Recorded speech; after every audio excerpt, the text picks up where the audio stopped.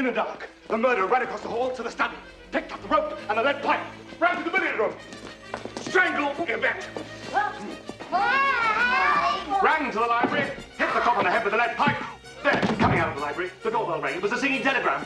The murderer picked up the gun where Yvette dropped it, ran to the door, opened it, recognized the girl from her photograph, shot her, and then ran back to the cellar. The cellar! Yes. But Colonel Mustard wasn't in the cellar. No. But you were. So? You murdered them all.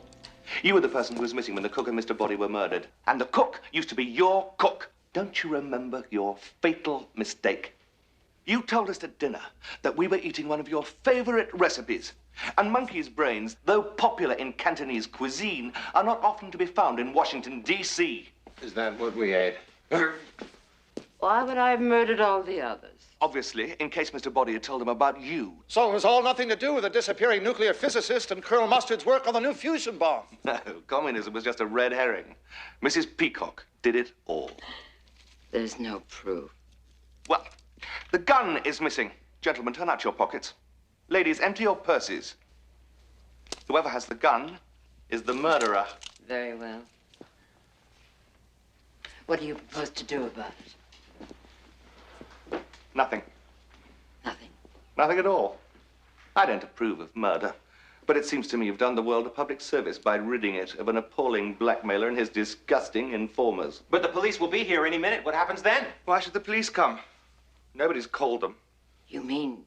That's right. Now, I suggest that we stack the bodies in the cellar, lock it, leave quietly one at a time, and pretend that none of this has ever happened. Great idea. I'll leave first, if you don't mind. Be my guest. In fact, I think we all owe you a vote of thanks. For she's a jolly good fellow, for she's a jolly good fellow, for she's a jolly good fellow, which nobody can deny, which nobody can deny, which nobody can deny. For she's a jolly good fellow, for she's a jolly good fellow, for she's a jolly... I told you I didn't do it. But what if the authorities find out what happened? The FBI will take care of that. You mean my phone call from Mr. Hoover? I work for him, of course. How else could I have known everything about you all? There's still one thing I don't understand. One thing. Who was Mrs. Peacock taking bribes from? A foreign power.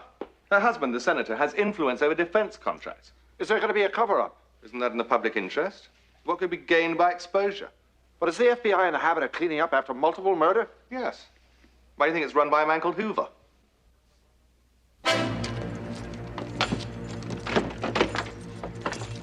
Oh, Mrs. Peacock. How did you know my name? The kingdom of heaven is at hand. Okay, take her away. Take your hands off me! I'm the senator's wife! Wadsworth, we got her. You see, like the Manties, we always get our man. Mrs. Peacock was a man? Would anyone care for fruit or dessert?